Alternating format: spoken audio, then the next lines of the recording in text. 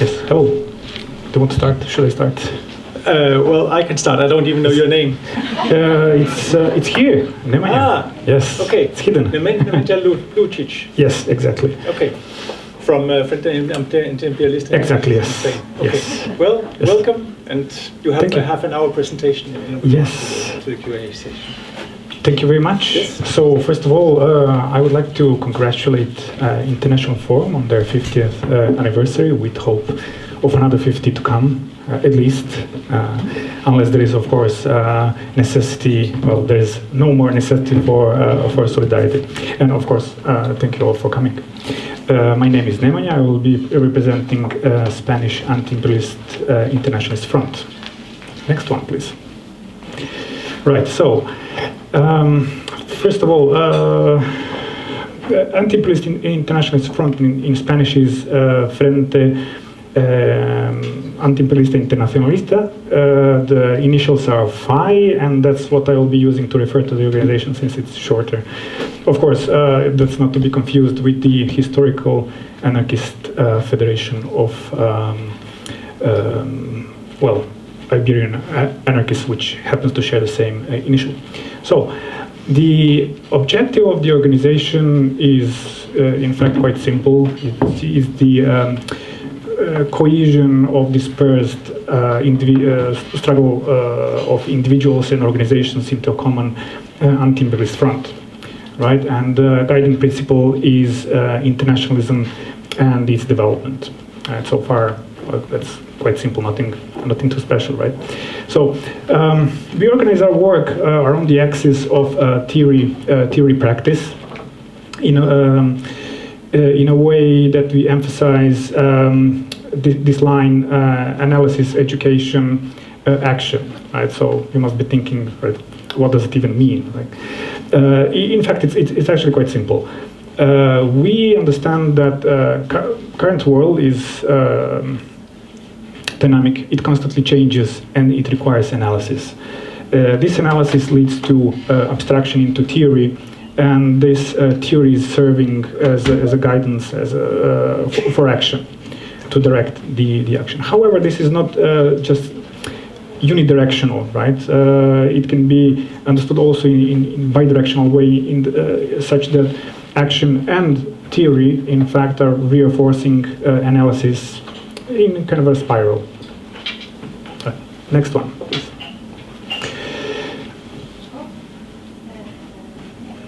Yes, and I actually found it very important to note, to make a note of what FI is not. So FI is not, it's a political organization, but it's not a political party.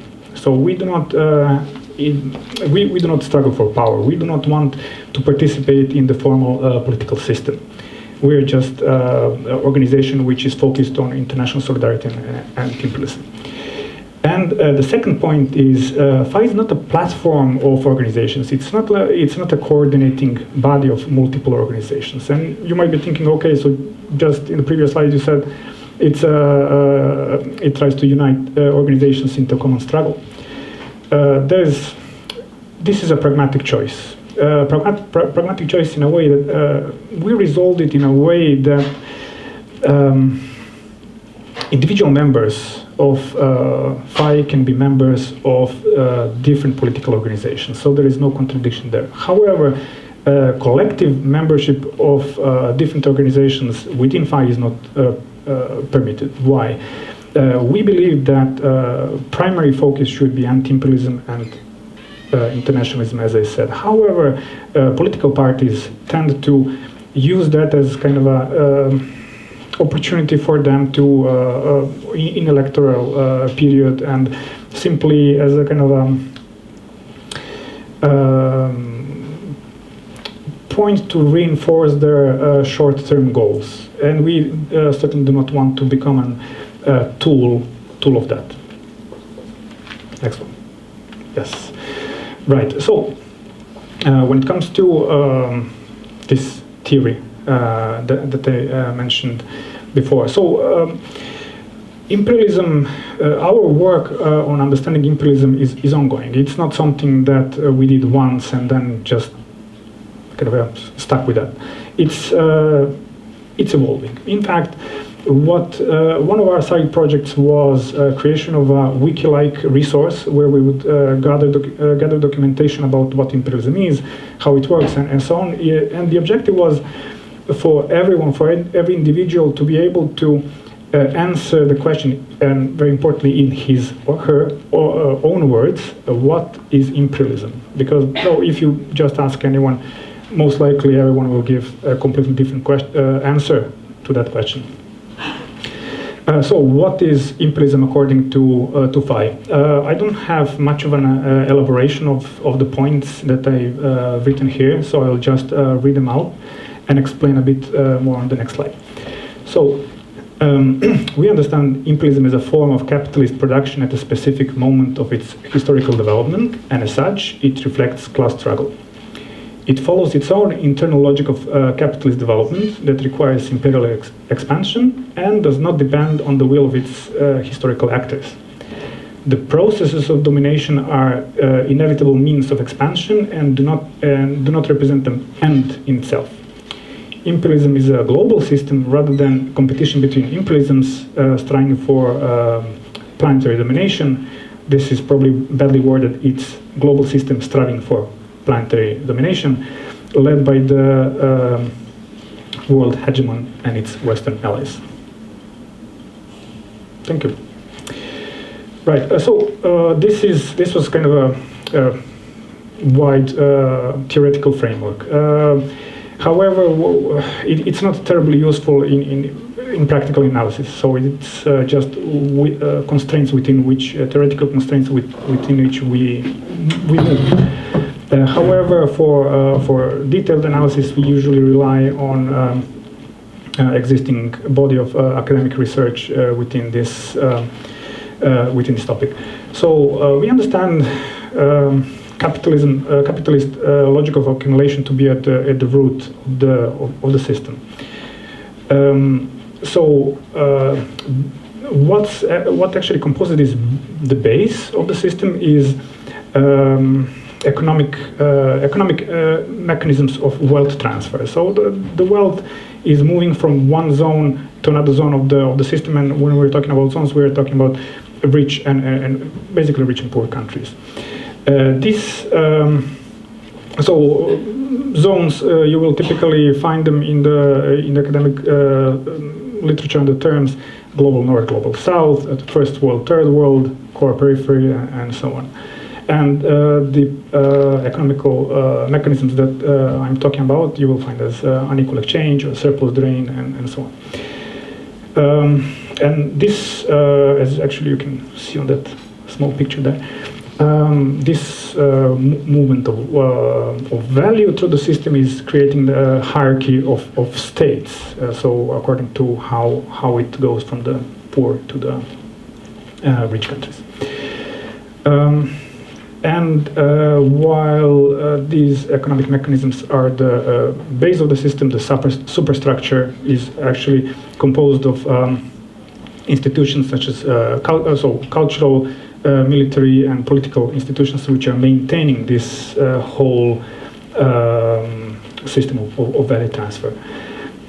In particular, so if we're talking about, let's say, cultural institutions, we're talking about dominant ideology, which is shaping the thinking of individuals.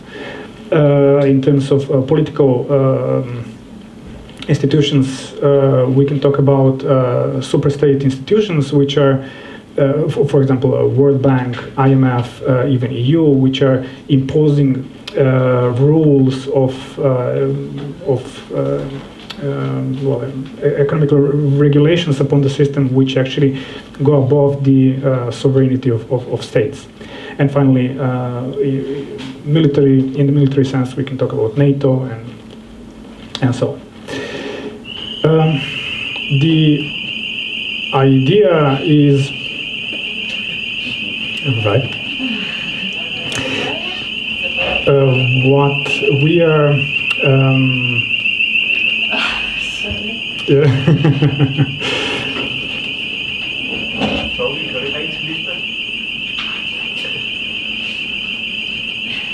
revolution is coming.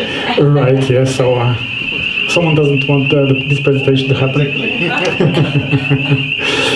Right. Right, so the objective of this this theoretical approach is to identify what is the role of each country in this system, where does it fit, and how does it, what kind of role does it play within the hierarchy, and why is that important? So what we actually want to achieve is to understand how to change this system, what are the forces which are causing the change, and what are the forces which are reinforcing the system. So the forces of change can be called anti-systemic, and forces that are reinforcing the system would be systemic forces. In that sense, we can, for example, we can have perfectly well organizations, movements, or countries which do not have any revolutionary objective. However, they do possess this capacity of change. One example that I particularly like is the example of Bolivian indigenous people. So they sit on resources, they just want to maintain their traditional lifestyle. However, this is a big problem for capitalist expansion because it depends on the lithium exploitation. So it's a movement which does not have any revolutionary aspiration. However, it does affect the structure of the system. And of course, on the contrary, you can have systemic, so maybe progressive and revolutionary organizations which act in a way that reinforce the system. So this distinction is for us quite important. Next one, please. Right. Okay. So to go more into particular, so concrete analysis, and here I run the risk of repeating what Tokyo just said, as it turns out.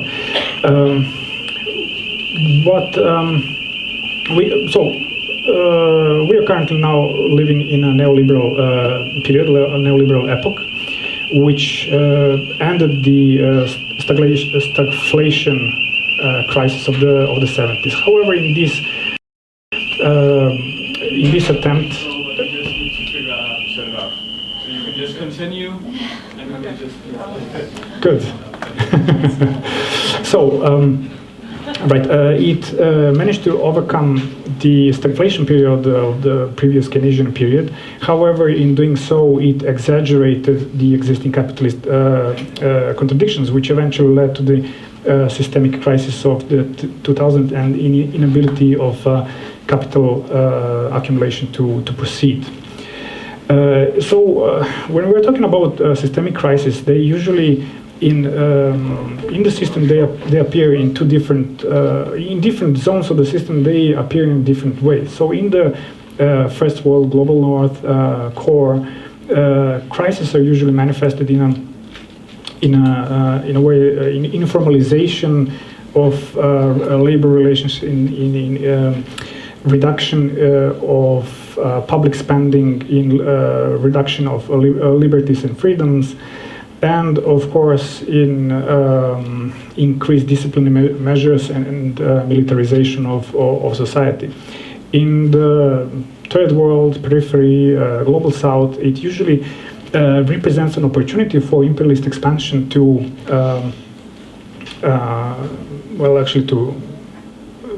for imperialist expansion to appear, to expand further on.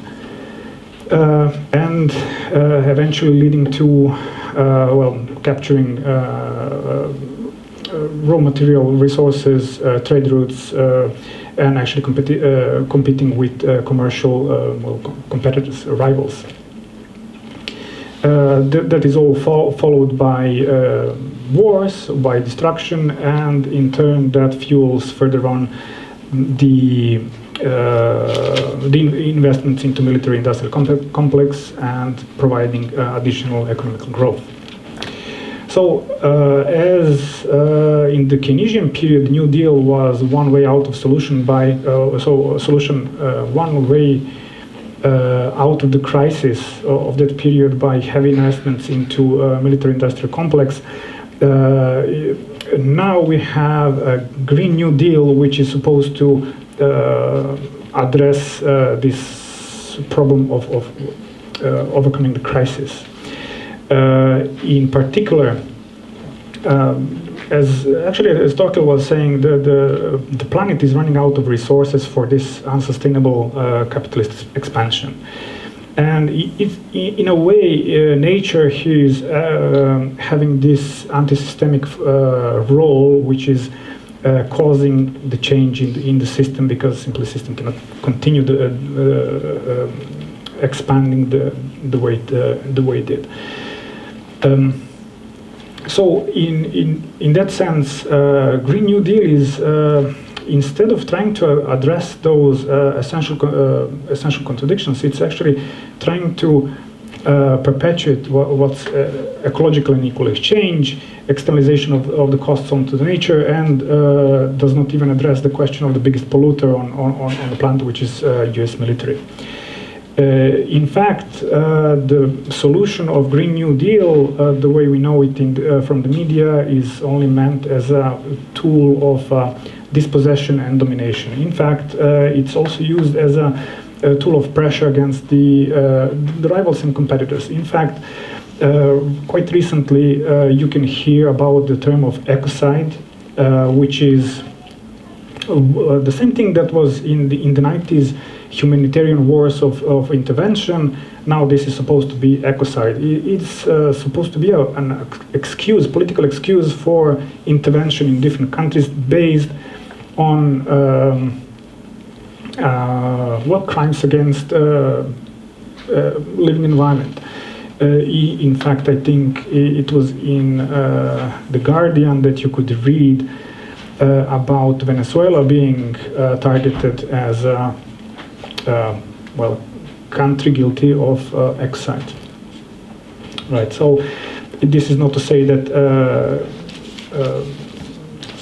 degradation of the living environment and humanitarian interventions are not actually. Humanitarian crisis is not really a crisis, it's not a problem, just that the imperialism is trying to use it as an excuse for its own purposes without resolving the original problem. So, when it comes to FI's priorities in fighting imperialism, the first one now being primary is to fight against the measures that imperialism is opposing as a solution to the crisis. Basically, what is happening is so-called green, digital, and transformation of energy sector, which is trying to offload the cost of the crisis onto laboring masses. In particular, this is one more step towards informalization. So, for example, if with digital technologies, companies are simply saving money on having people working from home rather than working from the office. In case of green and energy sector, we actually see this tendency, of course, to move to different energy resources, typically lithium, which is in fact increasing the aggression against peripheral countries and actually basically offloading the cost of this change to people living in global south. The second point actually refers to what's known as Biden doctrine, essentially taking on rivals of US, primarily Russia and China, and going and moving towards the climate change solutions. And finally, the last point refers to the general situation in the left, particularly in Spain, being simply having many dispersed left-wing movements which failed to collaborate with each other and to provide any kind of response to the system and actually to the goals that they're trying to fight for. Next, please. So, when it comes to particular activities, yes, globally, FI is collaborating with movements, mainly in Latin America due to language constraints. As I mentioned before, the focus is on internationalism, and locally, of course, we're trying to address Spanish, so the role of the Spanish state in the imperialist system and the interventions. So first, a bit of a digression here to explain. We have or had a regular event called People's Tribunal Against Imperialist War in NATO. It was an event that was started before FI was constituted as such, but FI originated in a citizen initiative called Forum Against Imperialist War. The People's Tribunal was an event that was meant to gather progressive forces of the society and denounce the role of imperialism in war and aggression. So we celebrated 2 sessions before FI was constituted and one under FI's logos, under FI's name. And apart from that, we did, when the Corona crisis started, we organized anti-imperialist conferences with objective to develop strategy against measures which were imposed by the system with excuse of fighting the coronavirus, but in fact there was cost-saving measures. Yes, those were mainly conducted via video conference. Apart from that, we have a number of ongoing campaigns. They're all listed here. We want NATO out of Spain, no NATO bases.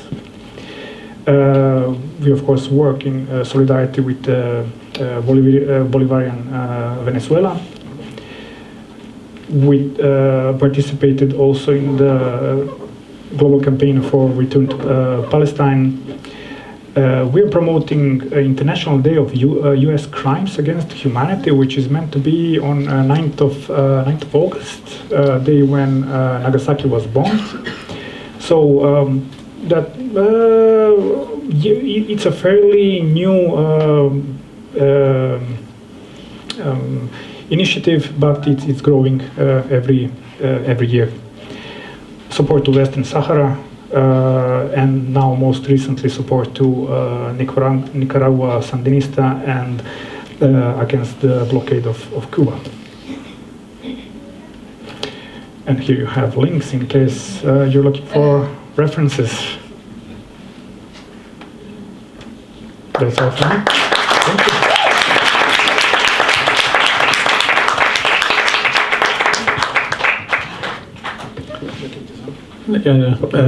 Well, thank you very much for the very interesting intervention. I'm sure there will be lots of questions and lots of ideas now after that. So, please. Should I take mine? Yeah. Thank you for a very interesting presentation. So you had a very interesting example of sort of an actor without revolutionary aspiration, but which acts as an anti-systemic force. You did not give an example of an actor with revolutionary aspirations, but who ends up playing a systemic force. Do you have such an example, perhaps? That's a difficult question.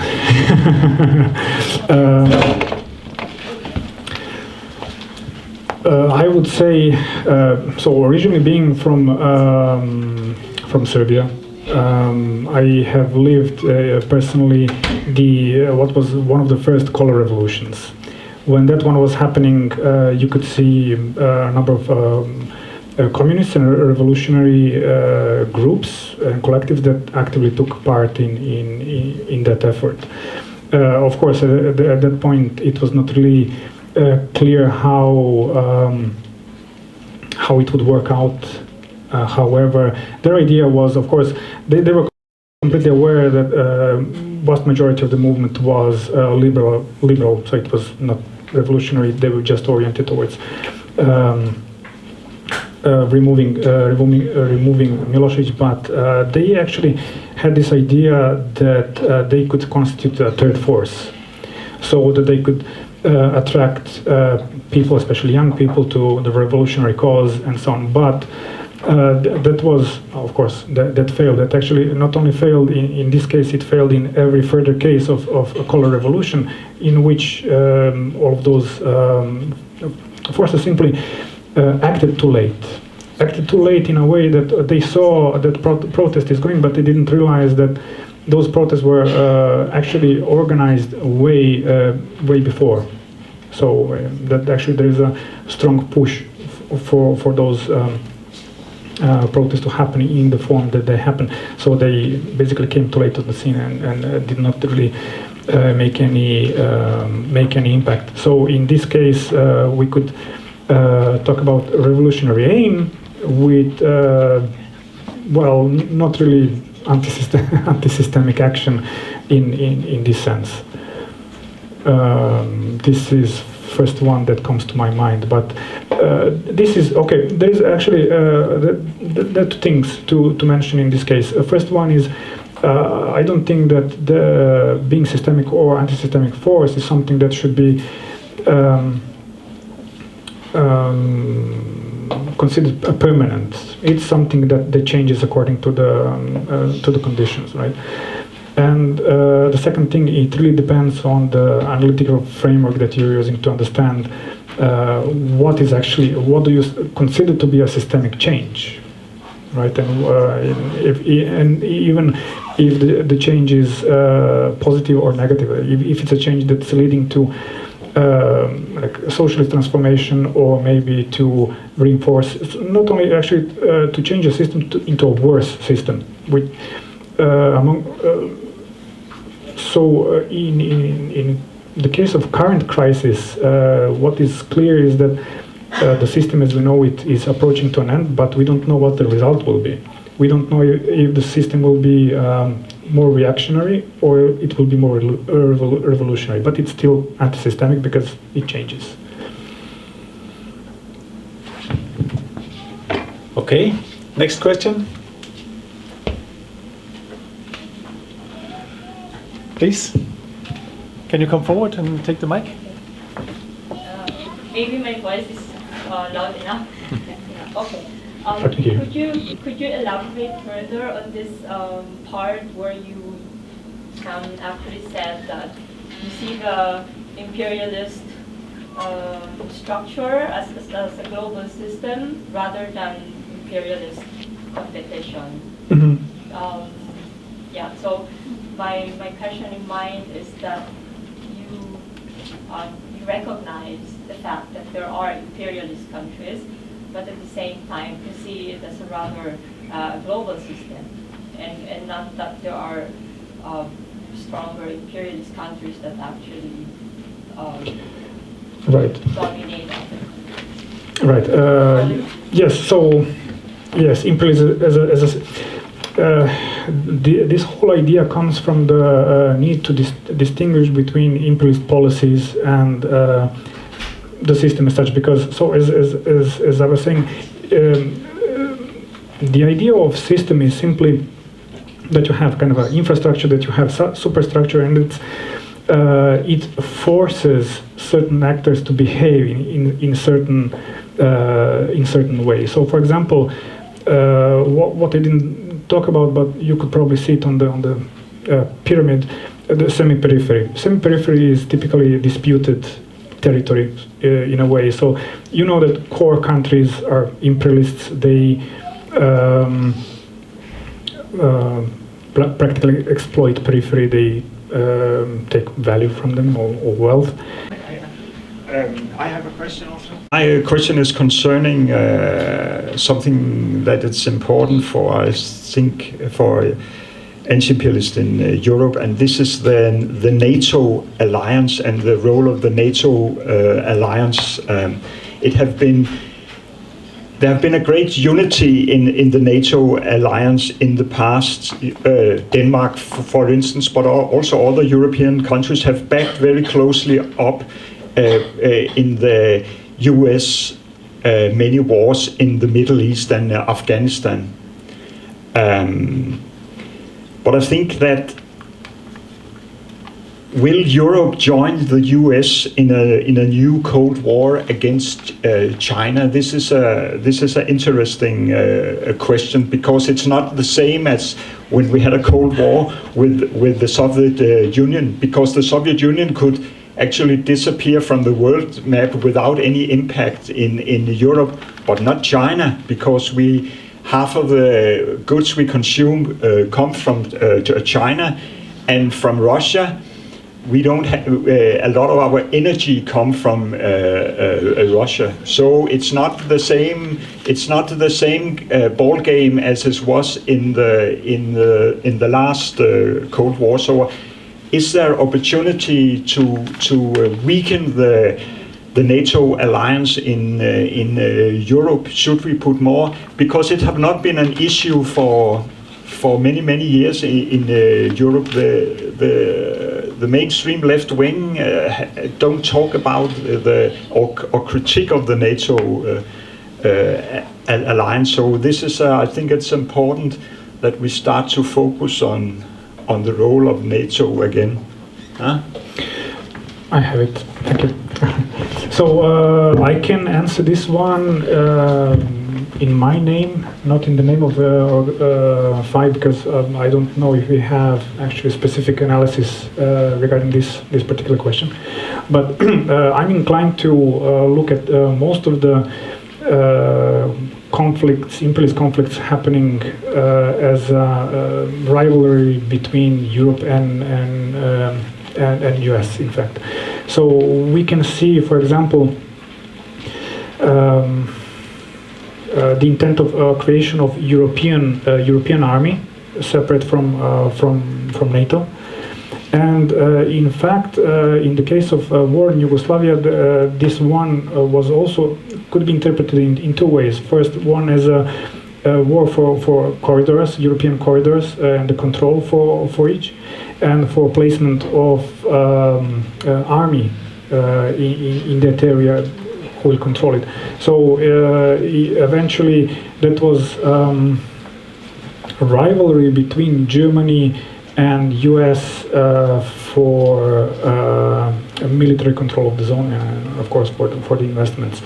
In case of Iran, it could be also seen that Germany was one of the main parties interested in investments, and one of those that was particularly impacted by renewed sanctions and isolation against Iran.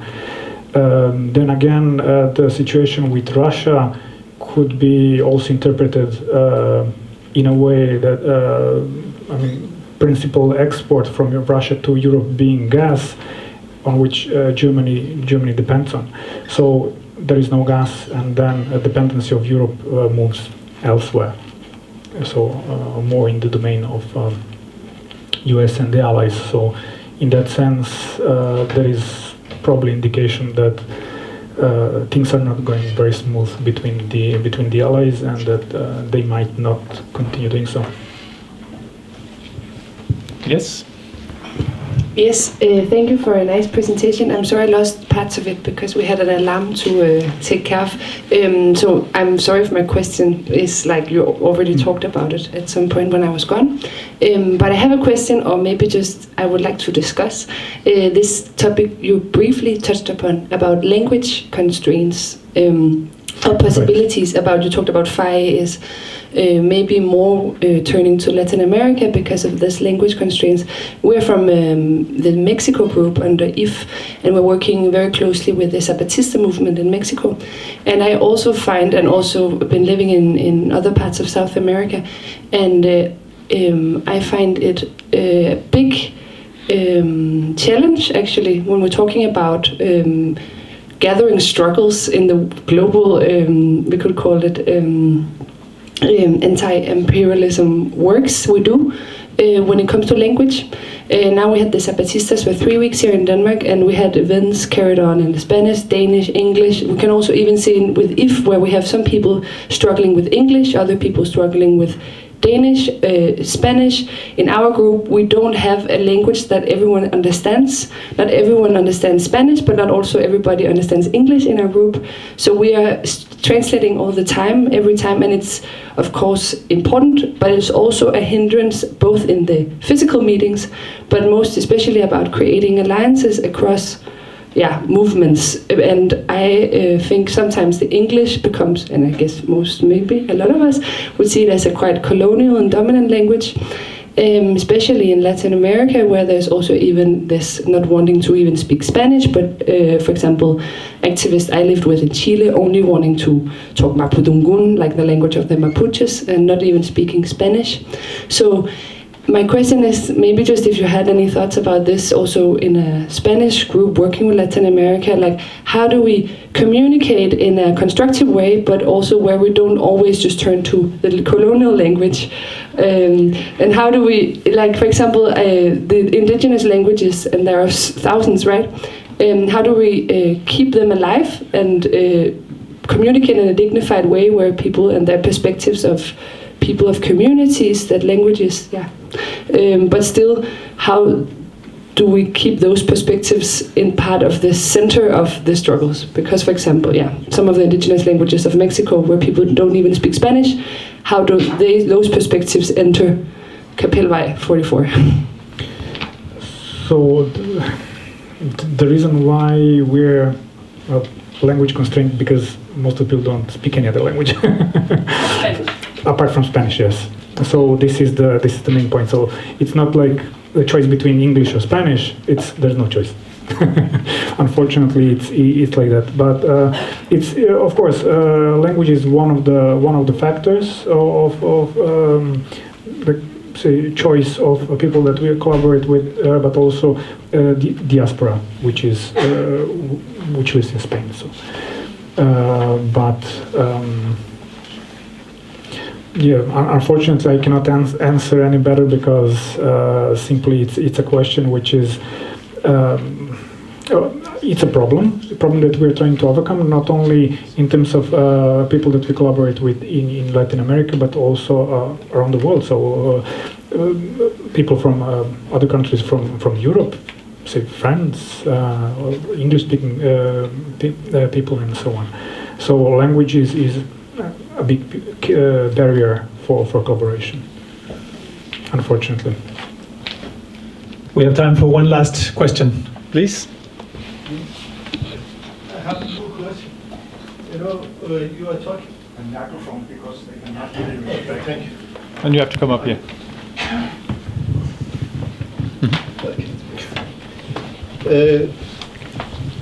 You are talking about the indigenous movement in Bolivia. They are not anti-system, and you don't consider them as a revolutionary, as I understand.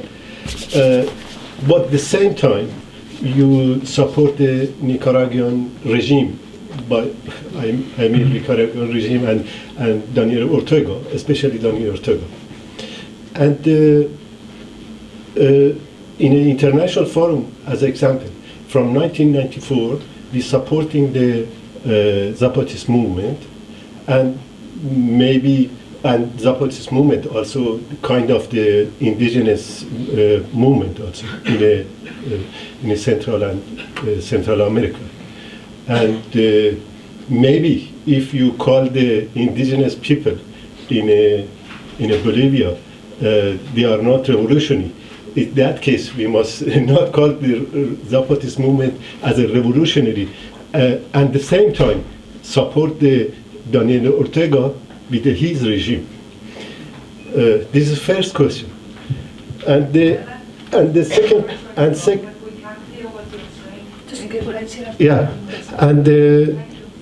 the second question is you're talking about the sanctions against the reactionary regime in Iran, Islamic regime in Iran. Just the U.S. imperialists or other capitalists, they are against the one reactionary regime. You can call this regime as an anti-imperialist, is because they are anti-USA, not just anti-imperialist, not anti-capitalist. In when you're talking about, you didn't divide it between the imperialist and anti-capitalist, and you can see the regime as an example. In Iran, they are a capitalist system, and how we can consider them as a anti-imperialist. Thank you. Right. So first, to address the question about the indigenous people. So what I was saying is that they do not explicitly have objective of making revolution. So I don't find that as a problem. It's being indigenous or not indigenous is really not at stake. So Zapatistas representing indigenous movement, but actually having clear goals, is the distinction. However, what I was talking is a different aspect, which is how it impacts the global capitalist system. So what I wanted to point out is that there is no need to for anti-imperialists to recognize one force as anti-systemic. There is no need for the conscience aim at socialism. So this is one clarification in that sense. So in case of FAI will of course always consider anti-systemic action at the time being, also depending on the context, on how it relates to the goals and objectives of the hegemon of the system of US.